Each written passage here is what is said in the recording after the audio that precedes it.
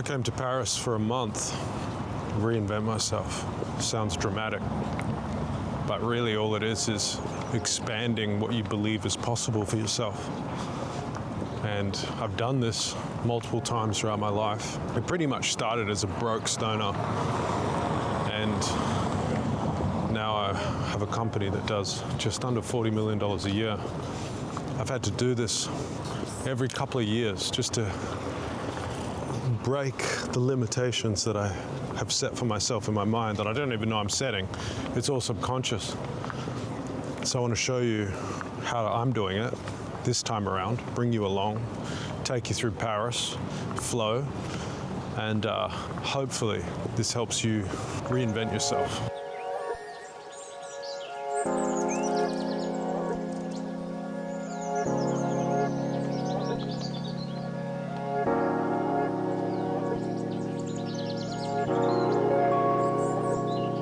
What I want to share with you today is how to completely change your life.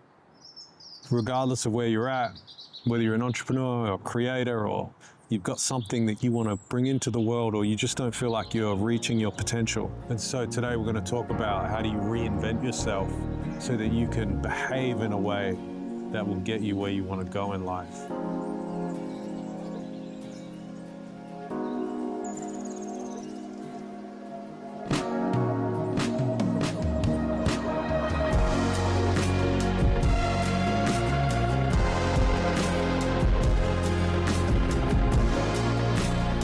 The process of consistently reinventing yourself, that's where it's at. I really believe that, because life keeps changing, and if you stay stagnant, you just can't evolve. So you're like a hermit crab, you know, like you have a shell and you outgrow it, and then you have to expose yourself by running and finding a different shell that's bigger, and then you can grow some more.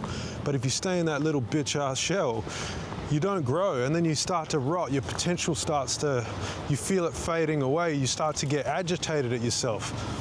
You start to feel like your life's slipping away. So you consistently reinvent yourself by expanding your identity and expanding what you believe you're capable of. That's what we're talking about. And we're flowing through Paris because it's a beautiful city, and I'm pretty jacked up because I'm going through this process too.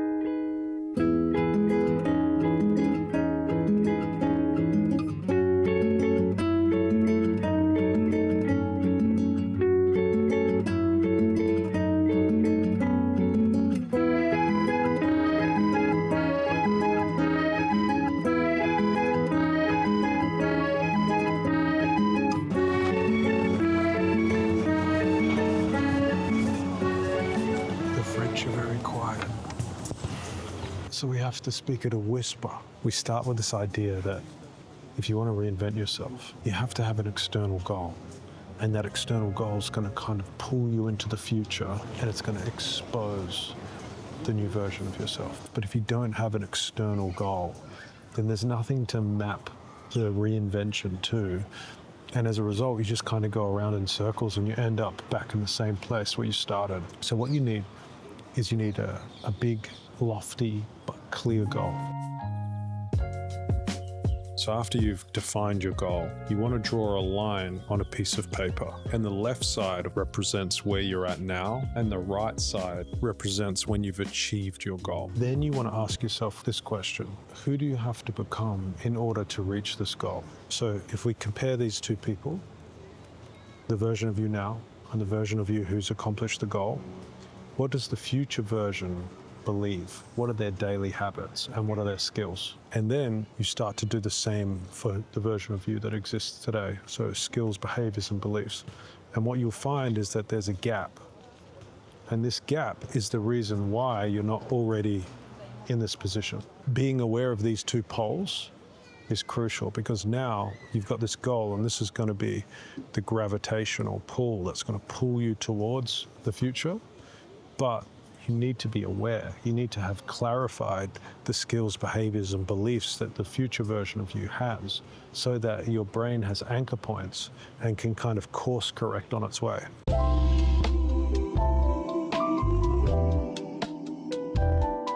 I came to Paris because I needed clarity and I needed to figure out who I needed to become to build this new brand that I'm working on. And I've been hesitant to do this because this is the first time that I'm building something where my own taste and my own expression is the heart and soul of the brand. This creates a subconscious type of fear. It shows up as avoidance. And it's very subtle. It's like, nah, I'll work on the brand tomorrow. And this is what I think a lot of people don't understand about success, is that it starts on the inside. And you need to reinvent yourself by plucking out the mental weeds that prevent you from moving forward.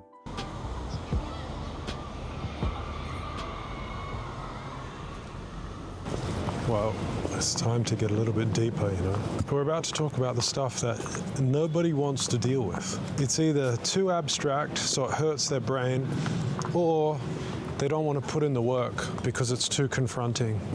But I think this is what really creates success. And some people have just been lucky enough to have this given to them by their parents or their teachers. I never got that. I was just filled with self-limiting beliefs and stories that I would tell myself that would prevent me from actually taking the action that I needed to take to succeed. And so I had to do all of this myself.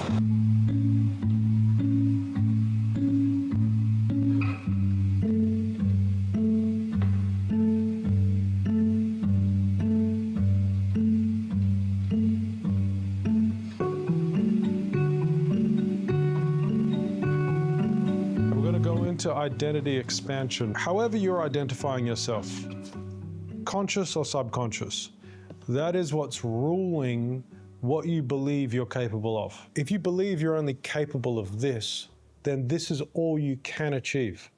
But if you believe you're capable of this, then you might be able to achieve this. When we talk about identity expansion, it comes down to three core things. The first one is how you label yourself. I am a writer.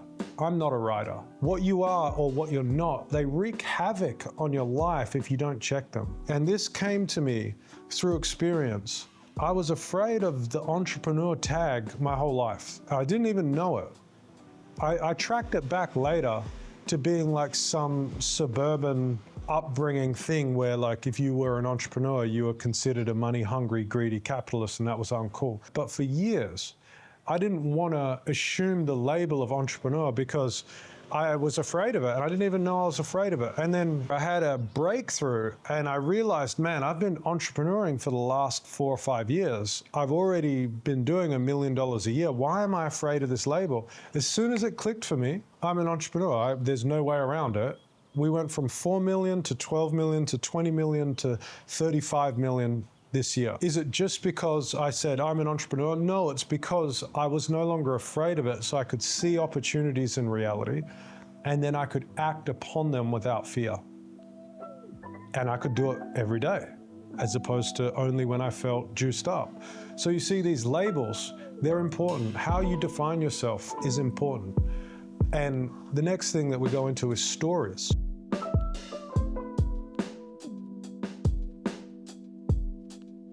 What stories are you telling yourself? I'm bad with money. I'm unorganized. What is it for you? What are you telling yourself? Like, what stories does the current version of you tell yourself every day that limits your ability to act in the world freely so that you can go after your dreams and go after whatever it is that you want?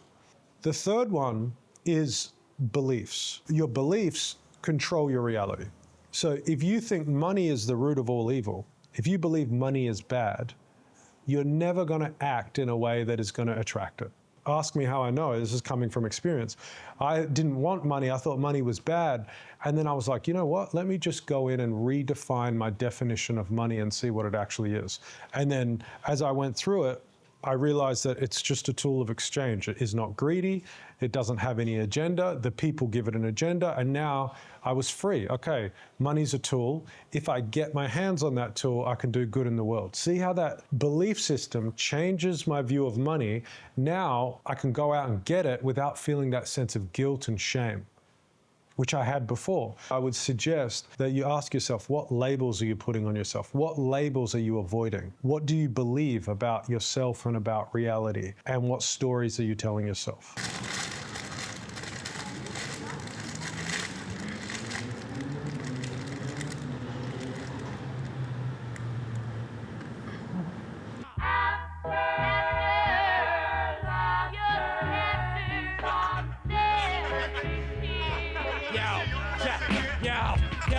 Check the script, me and the guards getting ripped. Blunts in the grip, 40 dogs to my left, had a box. Boom, boom, the bass will blast. We was laughing, had all the girls that fast. Conversation, mothers had begun to discuss. Hey, yo, wrong, remember that kid too much? Oh, yeah, he ran, but he didn't get far, cause I dropped him.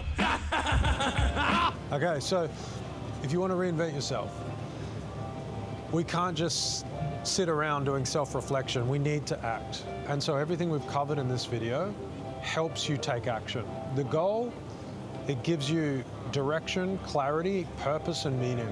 It's going to pull you into the future. But when you define who you have to become to reach that goal, that's giving you focus on the important things, the skills you need to develop, the beliefs and habits you need to form. And then finally, the identity expansion. That's really just shining a light on the weeds you need to pluck out of your mind that are holding you back. The stories, the labels, the beliefs, all of those things that aren't serving you and your new goal, you need to get rid of them and reprogram them. So my final piece of advice is just be gentle with yourself. This is a long game, this transformation game, this reinvention game. It's a long game and you have to approach it day by day. If you think you can wake up and just be different and have success, you're already setting yourself up to fail. So avoid comparison, be gentle with yourself, flow like an orange ball down a mountain stream, and I hope this video has given you clarity and permission to go your own way. The last thing that I'll say is that for anyone who watched episode 1 or the previous episodes, this year's been dramatic. But this month has been the second biggest month we've ever done as a business. So things are back on track finally, and that means we should be publishing videos more frequently, more consistently. So I'm out of breath because I did that in one big take. I love you. See you in the next video.